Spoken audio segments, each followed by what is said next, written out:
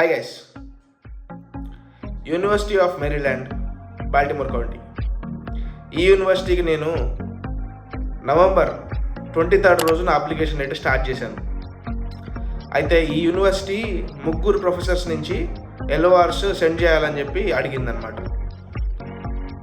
ఆ ప్రొఫెసర్స్ కొంచెం టైం తీసుకొని అప్లోడ్ చేశారు. ఒకళ్ళేమో 27th నవంబర్ అప్లోడ్ చేశారు, ఒకళ్ళేమో 28th నవంబర్ అప్లోడ్ చేశారు, ఒకళ్ళేమో 29th నవంబర్ అప్లోడ్ చేశారు. 29th నవంబర్కి 3 LORs సబ్మిట్ అయిపోయినాయి. ఆ రోజే నాకు మెయిల్ వచ్చింది. ఆ మెయిల్ ఏంటనేది ఇక్కడ చూడండి. Thank you for submitting your admission materials to graduate school. Your department will now review your application. While decision timelines vary, usually 6 to 8 weeks అని ఉందన్నమాట ఈ మెయిల్లో. అప్లికేషన్ సబ్మిట్ అయిందని చెప్పి డిపార్ట్మెంట్కి వెళ్ళిపోయిందని చెప్పి ఒక మెయిల్ అయితే పంపారు. ఈ మెయిల్ తర్వాత నాకు అసలు ఏ మెయిల్ రాలేదు. అది డిసెంబర్ ఆగాను, జనవరి ఆగాను, ఫిబ్రవరి వరకు ఆగాను, కానీ నాకు ఏ మెయిల్ రాలేదు. ఈ గ్యాప్లో నేను ఏం చేశానంటే యూనివర్సిటీకి ప్రయారిటీ మెయిల్స్ పంపించానమాట.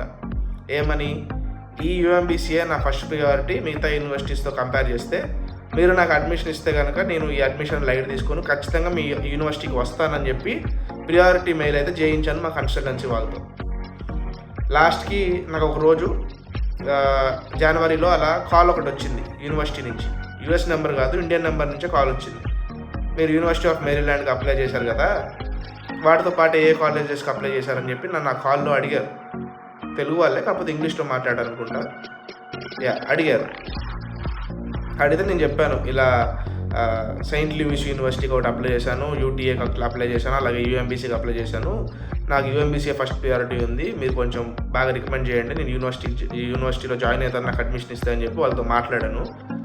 దాని తర్వాత మళ్ళీ ఏ రెస్పాన్స్ లేదు. మళ్ళీ మెయిల్ చేశాను, మళ్ళీ ప్రియారిటీ మెయిల్స్ పంపించాను, కానీ ఏ రెస్పాన్స్ లేదు.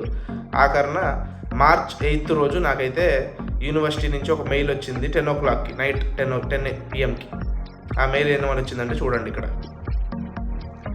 A decision has been made regarding your application to admit or reject అని ఏం చెప్పలేదు. To view your decision అని చెప్పి ఒక లింక్ ఇచ్చారు. మీరు ఆ లింక్ వాడి పోర్టల్లోకి లాగిన్ చేసుకోవాలని చెప్తున్నారు అన్నమాట. ఇక్కడ ఏం చెప్పాలి, అడ్మిట్ ఆర్ రిజెక్ట్ అని. ఆ లింక్ వాడి పోర్టల్లోకి లాగిన్ అయితే పోర్టల్లో డెసిషన్ లెటర్ అప్డేట్ చేశారనమాట. ఇక్కడ యూ చెక్ లిస్ట్ ఐటమ్స్ దగ్గర ఉంది. సో దీన్ని ఓపెన్ చేసి చూద్దాం మన డెసిషన్ ఏమై ఉంటుందో అనేది. It is my pleasure to offer you admission to UMBC Graduate School as a graduate student in Computer Science MS program for fall 2025 semester. You are eligible to take course at UMBC towards your completion of your program. We are impressed with your qualification and hope you will find graduate education here both challenging and rewarding.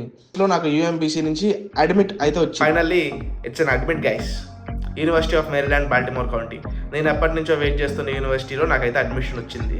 నేను ఎప్పటి నుంచో ఈ university కోసమే wait చేస్తున్నాను. UMBCకి వెళ్దాం, ఇందులో computer science బాగా research జరుగుతుంది అనమాట. ఈ యూనివర్సిటీ కంప్యూటర్ సైన్స్కి ఫేమస్. మిగతా నేను ఒకవేళ యూనివర్సిటీ కాకపోతే UAB అనుకున్నాను. UAB ఏంటంటే మెడిసిన్కి, నర్సింగ్కి ఫేమస్ అనమాట. UMBC కంప్యూటర్ సైన్స్కి ఫేమస్. ఆ కంప్యూటర్ సైన్స్లో సీట్ రావడం కూడా చాలా కష్టం అని చెప్పారు UMBCలో. లైక్ 8.89 ఉన్న వాళ్ళకే కంప్యూటర్ సైన్స్ వస్తుంది. ఫైనల్లీ నాకైతే March 8th రోజు అడ్మిట్ అయితే యూనివర్సిటీ నుంచి వచ్చింది గైస్. ఈ యూనివర్సిటీకి నేను ఇప్పుడు I-20 అప్లై చేసుకొని ప్రొసీడ్ అవుతాను. UMBC is fix guys. I'm going to university of Maryland, Baltimore county. ఫర్దర్గా మీరు UMBC వ్లాగ్స్ ఈ ఛానల్లో చూడొచ్చు. మీకు నచ్చినట్టయితే ఖచ్చితంగా సబ్స్క్రైబ్ చేసుకోండి ఛానల్కి. అలాగే ఒక లైక్ వేయండి. ఈ కింద నేను Instagram ID చూపిస్తున్నాను, మాది HM Vlogs. ఇది మీరు టైప్ చేసి ఫాలో అవ్వండి. అలాగే కింద డిస్క్రిప్షన్లో కూడా లింక్ ఇచ్చి ఉంటాను, ఒకసారి వెళ్ళి చెక్అవుట్ చేయండి. Thank you guys, thank you for watching.